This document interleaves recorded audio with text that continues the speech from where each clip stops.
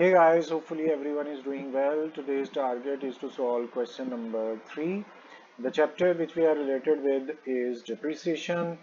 आज के क्वेश्चन में हम एक नई चीज़ सीखेंगे और आप सब लोगों से रिक्वेस्ट है कि प्लीज़ इसको फॉलो अप कीजिएगा और ध्यान से इन चीज़ को देखिएगा. So we are ready to start our question. Let's begin.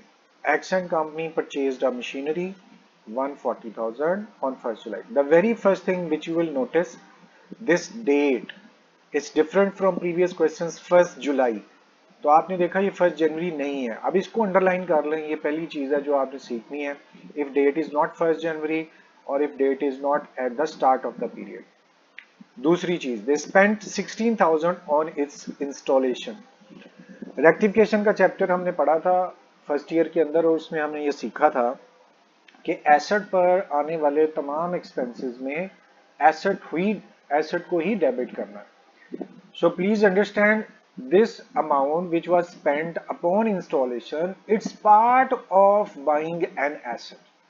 So machine was what, जैसे एसी खरीदा और एसी खरीद के जब तक उसे इंस्टॉल नहीं करवाएंगे तो एसी काम नहीं करेगा. सिमिलरली आपने इसको इंस्टॉल करवाया. एसी को कैसे इंस्टॉल करते हैं? दीवार पर ड्रिल करवा के उसे दीवार पे हैंग करते हैं, उसको इंस्टॉलेशन बोलते हैं. So what is happening, actual amount of asset was 140 but you will have to spend 16,000 upon that machine. तो आपने जो एसेट पर आने वाले एक्सपेंस हैं उनमें एसेट को ही डेबिट करना है. अब इसको जब आप करेंगे, आपने इस दफा एक मशीन खरीदी है, एंट्री करेंगे मशीन टू कैश. लेकिन अब आपने ध्यान से देखना है, actual amount of price was 140,000. तो यहां पर वो मशीन बेसिकली आपको लग रहा है कि 140,000 रुपए की है. But no, what will happen, this amount was also a part of processing this machine. ये जो अमाउंट है ये भी उस मशीन के खरीदने का प्रोसेस का हिस्सा है. So in fact cost of machine is not 140,000, it is 140 plus 16,000. So आप जब मशीन खरीदेंगे तो एक तरीका ये है कि आप उसे बताएं कि मशीन जो है it's not 140,000, it is 140,000 plus 16,000. So actual price is 156,000. याद रहेगी ये बात. अब मैं ये नाम आपको लिख के दे रहा हूं, आपने इन नामों को ना याद कर लेना. It may be installation, erection, manufacture, construction, purchase, addition. अगर ये इनमें से कोई एक भी वर्ड आ गया तो आप लोगों ने इसमें एसेट को ही डेबिट करना है. यानी कि ये वो एक्सपेंसेस हैं जिनके बगैर एसेट आ ही नहीं सकता. So what you will do, whenever these words are present in your question, you will add that amount in original cost of asset. You will add additional amount in original cost. अब चूंकि installation का word आ गया था तो आपने क्या करना है, ये 16,000 और 140,000 प्लस करके लिखने हैं.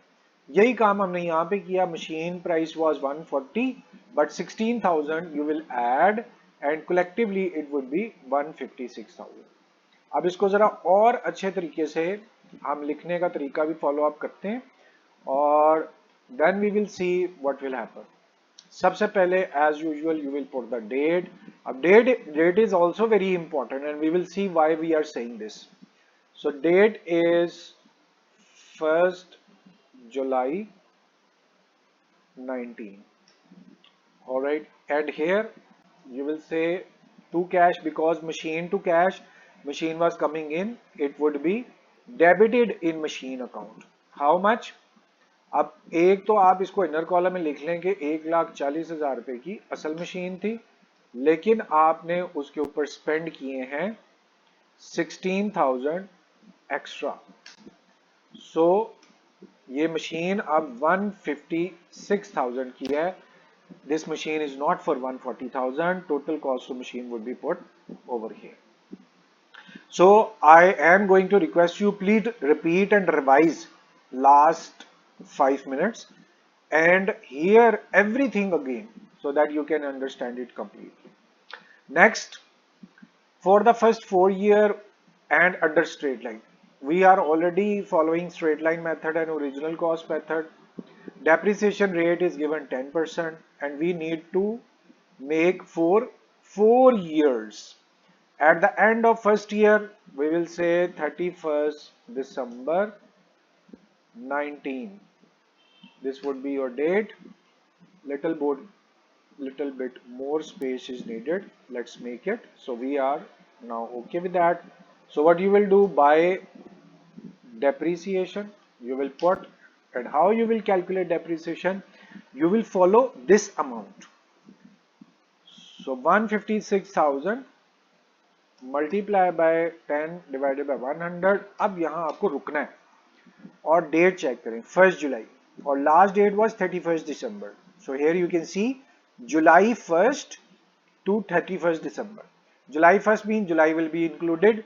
July, August, September, October, November, December. So it means how many months? 6 months. So multiply by 6 divided by 12 you will do. And finally you will get your amount. एक दफा दोबारा बता रहा हूँ 156,000 was price of machine multiply by 10% which was rate of depreciation, again multiply by 6 divided by 12. 6 were the months. So guys, in this way we have got the depreciation. अब next step is to calculate the balance. पहले आपने total करना है. As usual you will take sum of both sides.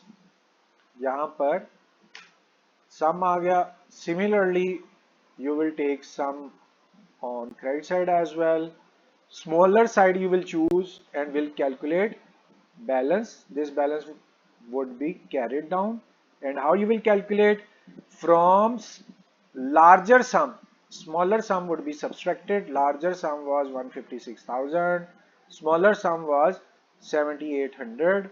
So in this way your balance has been calculated. एक साल खत्म हो गया. अगले साल के लिए आप क्या करेंगे? 1 जनवरी. यहाँ बहुत गौर से आपने देखना है क्योंकि that was 31st December.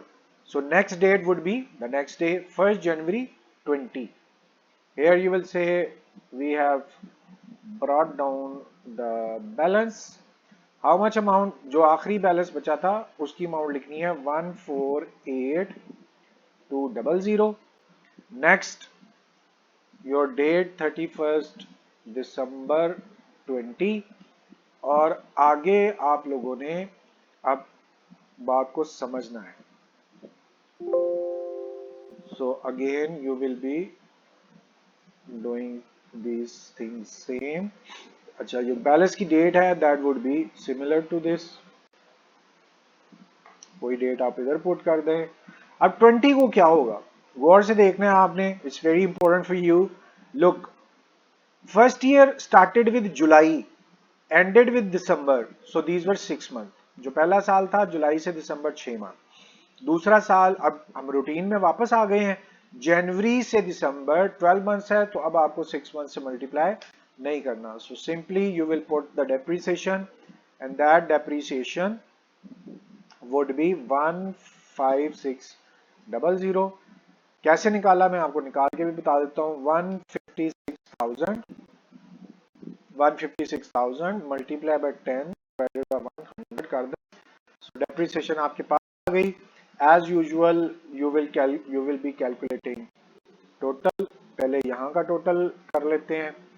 Similarly you will calculate total over here. अब बैलेंस निकालने के लिए larger sum minus smaller sum at smaller side.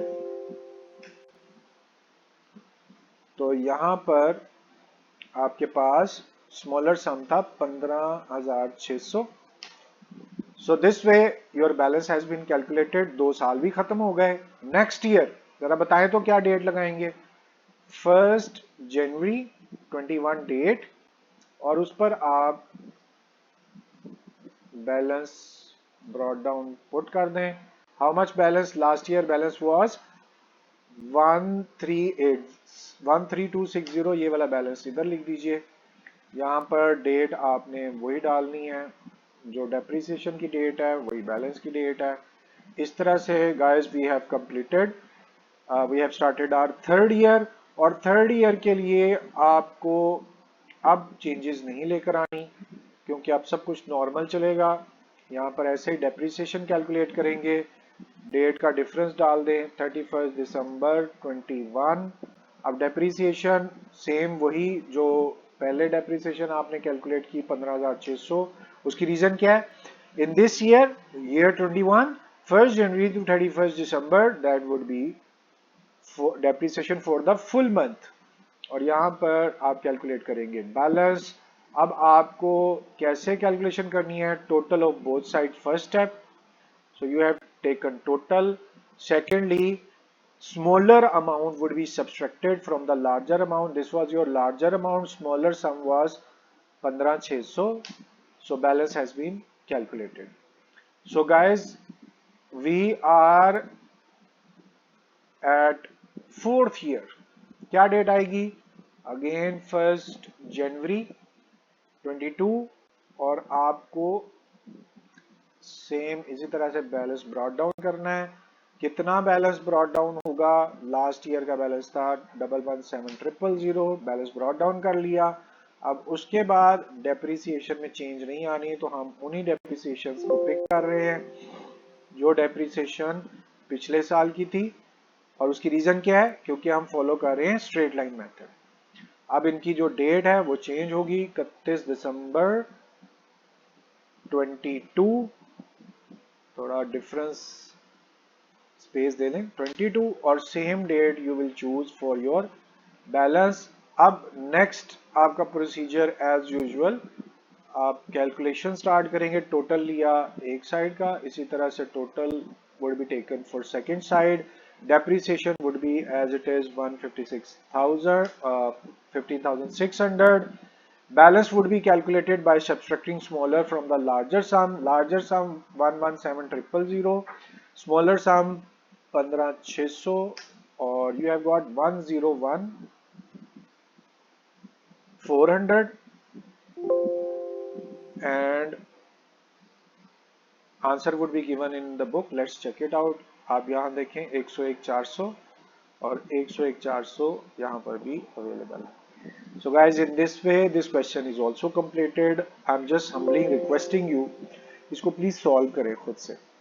जब पूरा अच्छी तरह से सॉल्व कर लें, कोई मसला हो मुझे चाहे आज ही बताएं, कोई प्रॉब्लम है तो मैं आपको कोशिश करूंगा, I will just be trying to answer your question quickly and instantly, as early as possible I will try to respond. So thank you very much for your time. It's time to say goodbye. Allah Hafiz.